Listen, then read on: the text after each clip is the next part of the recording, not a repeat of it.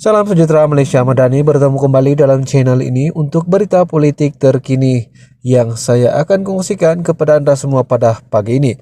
Nah, tuan-tuan dan puan-puan semua, sebelum saya teruskan perkongsian dan berita terkini ini, terima kasih kepada anda yang sudah subscribe channel ini.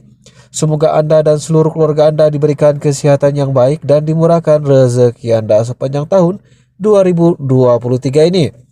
Dan kepada anda yang belum subscribe channel ini dan belum sertai grup channel ini, anda boleh sertai dan subscribe channel ini sekarang juga, tanda sokongan dan bantuan kepada channel ini. Nah, tanpa membuang masa lagi, saya akan teruskan berita politik terkini di mana Perdana Menteri Datuk Seri Anwar Ibrahim memberi satu lagi persoalan di mana beliau menyatakan orang beri kontrak pada anak menantu kini cakap tentang ketulusan. Itu adalah satu persoalan beliau apabila berucap dalam satu sidang media. Anwar Ibrahim berkata ketika dia terbuka mendengar kritikan pelbagai pihak terhadap pelantikan anak sulungnya sebagai penasihat, dia berasa tidak wajar pihak yang pernah memberikan kontrak kepada anak menantu turut menyatakan bangkangan mereka. Kata Perdana Menteri, pelantikan Nurul Izzah Anwar sebagai penasihat keuangan dan ekonomi tidak akan melibatkan salah guna kuasa ataupun memperkayakan mana-mana pegawai serta pemimpin kerajaan. Menurut Anwar, bekas ahli parlimen Permatang Pau itu hanya dilantik untuk membantu kerajaan, termasuklah memastikan segala proses pemberian kontrak dan tindak dilakukan secara teratur. Jika yang mengkritik pelantikan itu ikhlas, katanya dia tidak akan masalah untuk mendengar kerana mereka mahu memastikan tiada amalan tiada sihat berlaku dalam kerajaan. Tapi orang yang kritik ini termasuklah orang yang memberi kontrak kepada anak dia.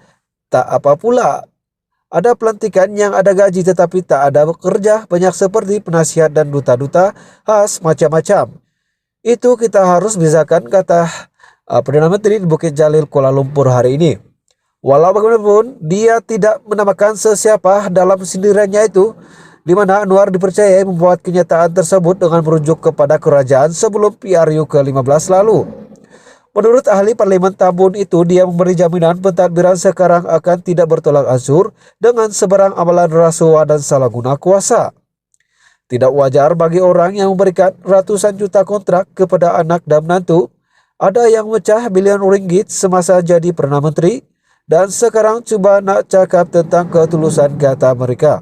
Anwar dalam satu sidang ataupun akhbar Malaysia Kini pada 29 Januari lalu melaporkan Nurul Izzah dilantik menjadi penasihat kanan keuangan dan ekonomi di pejabat Perdana Menteri, dan bagaimanapun jawatan itu tidak dibayar gaji.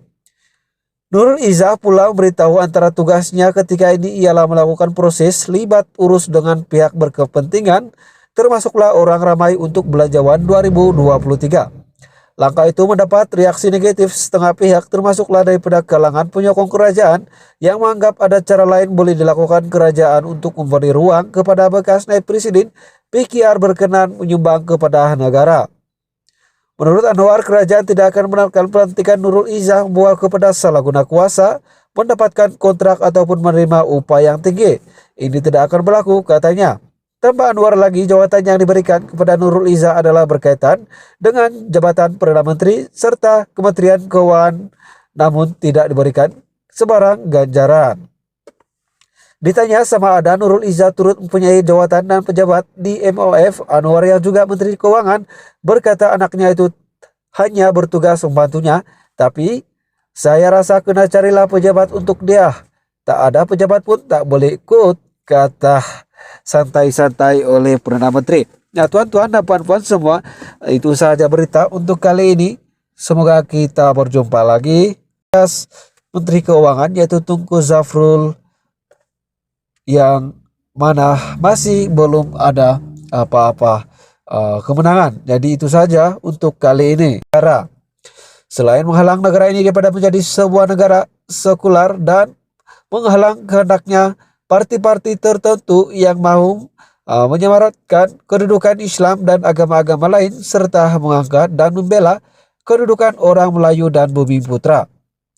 Tambahannya lagi, penentangan adalah kepada individu dan bukan terhadap parti UMNO secara keseluruhannya, kerana menyifatkan UMNO dan BN jelas dengan prinsip perjuangannya. kata beliau dalam satu sidang media. Nah, tuan-tuan dan puan-puan semua, itu adalah satu lagi berita terkini yang saya dapat kongsikan kepada Anda semua untuk kali ini.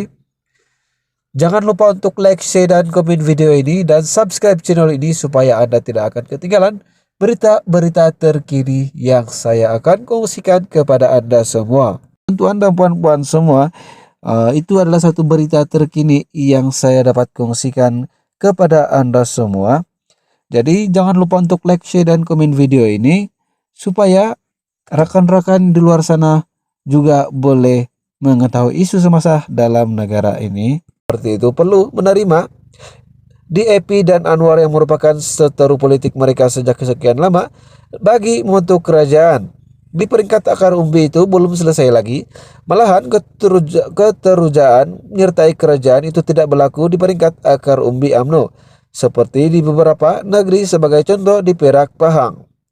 Seluruh negara pun sebenarnya kita tak nampak pun keterujaan mereka ini apabila nak tumbuh kerajaan. Dan seakan-akan tiada keterujaan yang berlaku dalam kalangan ahli UMNO. Itu petanda yang tidak baik kepada UMNO dan Barisan Nasional. Katanya lagi, jika penjelasan gagal disampaikan ke peringkat akar umbi sehingga menjelang PRN, peluang UMNO untuk bangkit akan terjejas dan perkara ini juga akan heret Pakatan Harapan. Pakatan Harapan juga akan turut terkena tempiasnya, katanya, yang juga membiarkan UMNO akan bersama dengan Pakatan Harapan pada 6 PRN akan datang. Nah, tuan-tuan dan puan-puan semua, ini adalah satu daripada berita terkini yang telah dinyatakan oleh satu sumber penganalisis politik Malaysia, di mana Azmi Hasan, dia telah memberikan satu lagi gambaran buat UMNO, masa depan UMNO saat ini, di mana skenario dalam UMNO kali ini berbeza dengan ketika Anwar dipecat pada tahun 1998. Nah, tuan-tuan dan puan-puan semua, itu sahaja perkongsian terkini, berita terkini yang saya dapat kongsikan kepada Anda semua. Semoga kita berjumpa lagi dalam perkongsian yang saya akan kongsikan dari semasa ke semasa. Jadi jangan lupa untuk like, share, dan komen video ini, dan subscribe channel ini. Tekan butang lonceng supaya Anda tidak akan ketinggalan berita-berita terkini, hiburan yang saya akan kongsikan dari semasa ke semasa. Jadi channel ini lebihkan kepada politik, oke? Jadi itu saja untuk kali ini. Terima kasih kepada Anda yang sudah support dan subscribe channel ini. Jumpa lagi semua.